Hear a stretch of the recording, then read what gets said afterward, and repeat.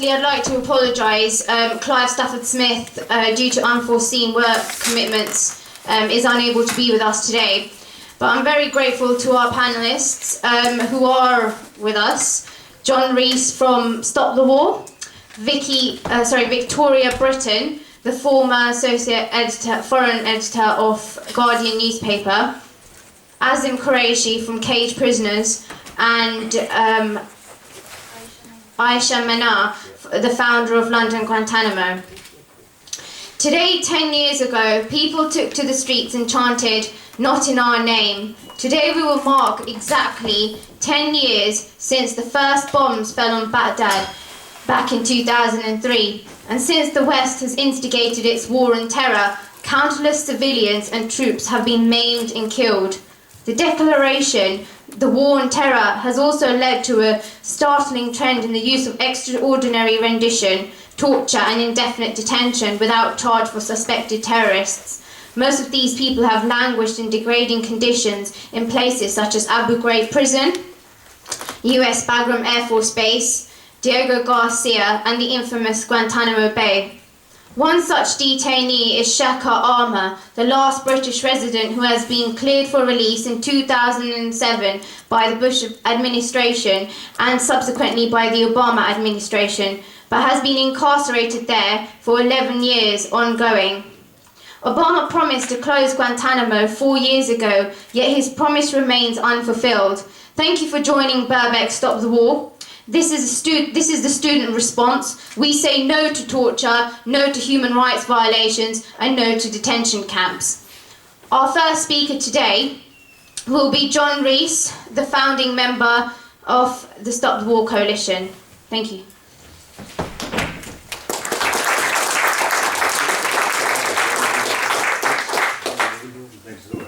I want to talk about some of the aspects of the secret war on terror that's referred to in the title of the meeting, and of course Guantanamo Bay is the best known of those. But I think it's also worth saying that something absolutely extraordinary has happened in the course of over a decade of the war on terror, and that is it has spawned not just one detention camp like this, but a worldwide series of detention camps. The great Russian author Alexander Solzhenitsyn described in the title of his novel the prison camps of the Stalinist era as the Gulag Archipelago, summoning up an image of a series of linked islands of prison camps. And I don't want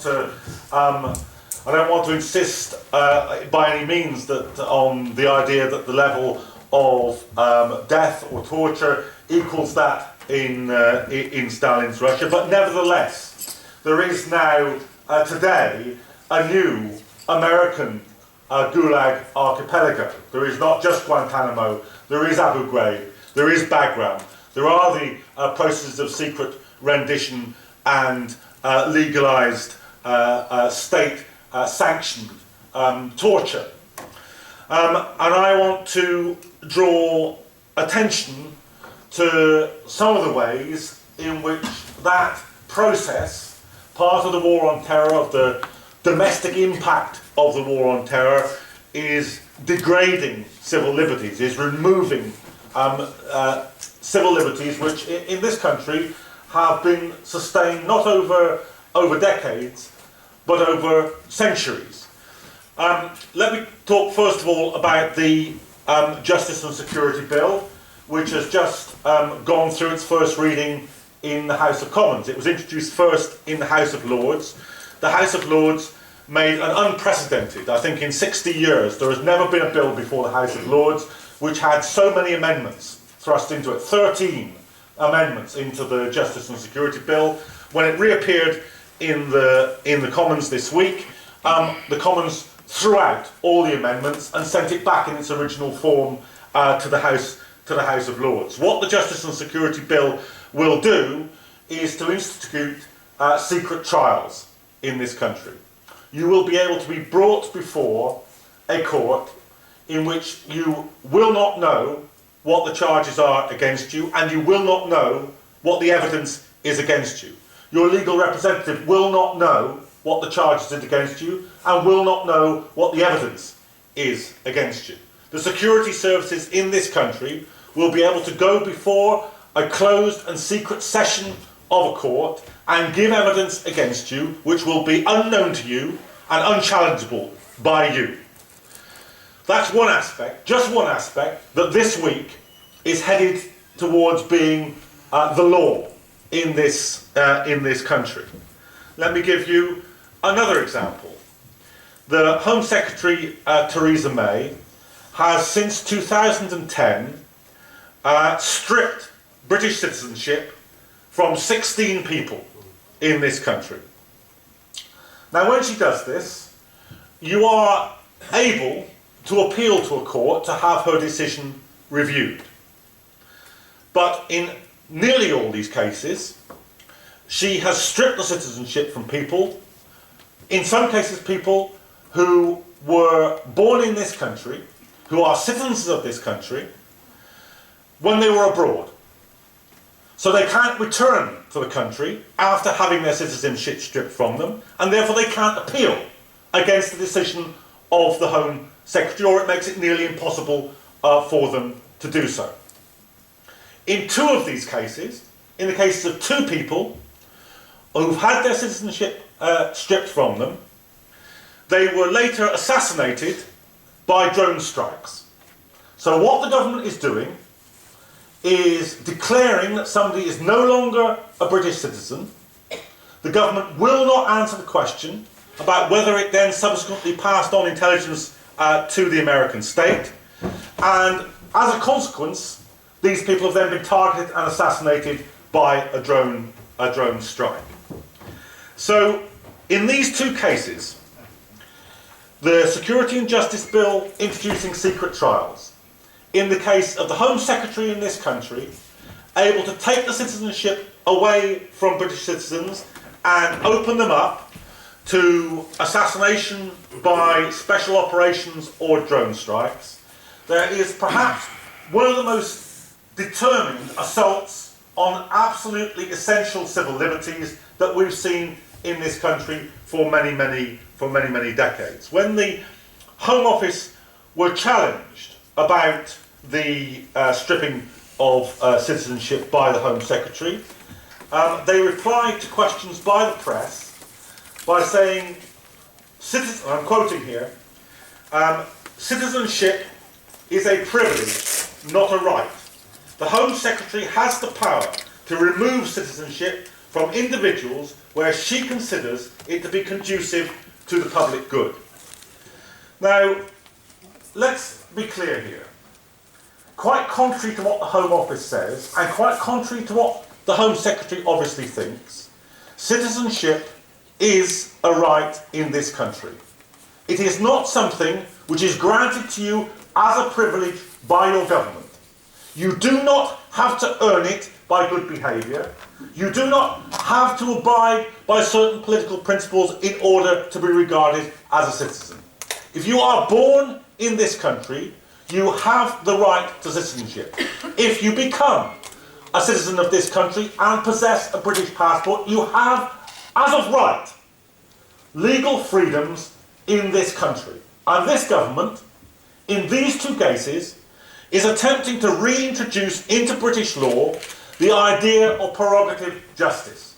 Prerogative justice was something which the English Revolution of the 17th century effectively abolished. At that time, before that time, courts, royal courts, such as the Court of Star Chamber, could hold you in secret, could imprison you without evidence.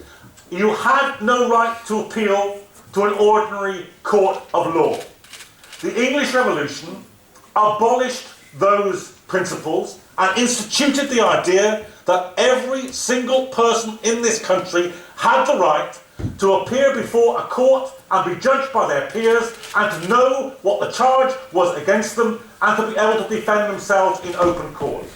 In significant ways, in important ways, those rights are being stripped out of the British political system, being stripped out of the English law by the war on terror and its associated assault on civil liberties. So when we began the Stop the War Coalition now over a decade ago, we, at its very inaugural meeting, decided on 3 principles, only 3 principles. That we were out to stop the war on terror itself, that we would stand against the racist backlash which we saw as an inevitable part of the war on terror, and that we were out to defend civil liberties. We said that the war would inevitably produce a wave of Islamophobia, that it would inevitably seek to demonise people in this country because of their religious belief. In fact, it had to, because this was the justification for bombing Kabul and Baghdad. And we said it would be absolutely inevitable that if you attempt to persecute a war, which the majority of the citizens of this country opposed then, and have opposed since, that you would attempt to restrict their civil liberties in order to be able to continue to pursue that war. So now, perhaps more than 10 years ago, now more than 10 years ago, because we've seen the effects of Islamophobia, we have seen the effects of the assault on civil liberties, we have to renew that battle. Finally, I want to say something about another aspect of the secret war, and that is the drone war. Because the drone war is a response to anti-war sentiment.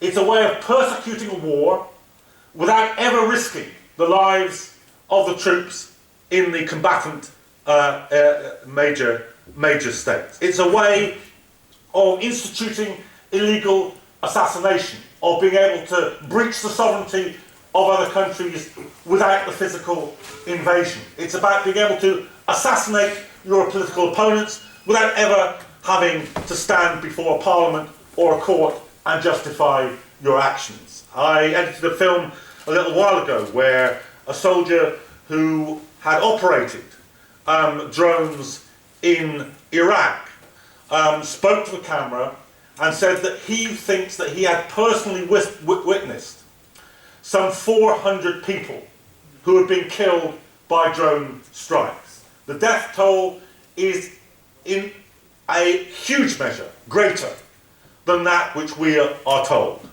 And so these things are connected. This is part of the imperial response to a war which they've been unable to win. Unable to win in Iraq and forced to quit. Unable still to win more than a decade later in Afghanistan. But they are pursuing it.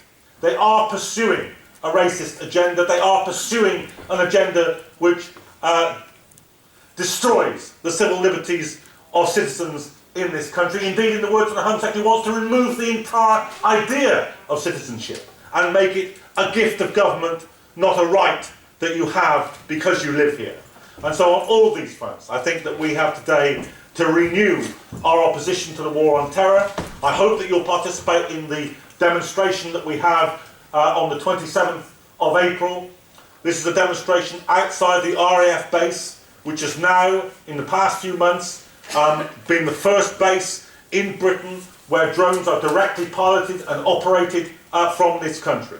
So I hope that you will see that as part of the struggle against the secret war on terror, part of the business of stopping our government taking away the elementary rights which people in this country have enjoyed for hundreds of years, defending our lives here as well as stopping death and destruction thousands of miles away. Thank you very much.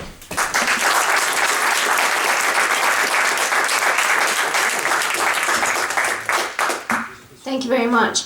Our next speaker today is Victoria Britton, journalist and former associate editor, foreign editor of the Guardian newspaper, also co-author of Enemy Combat by Mozambique, and recently a new book called Shadow Life and the Forgotten Women of Guantanamo.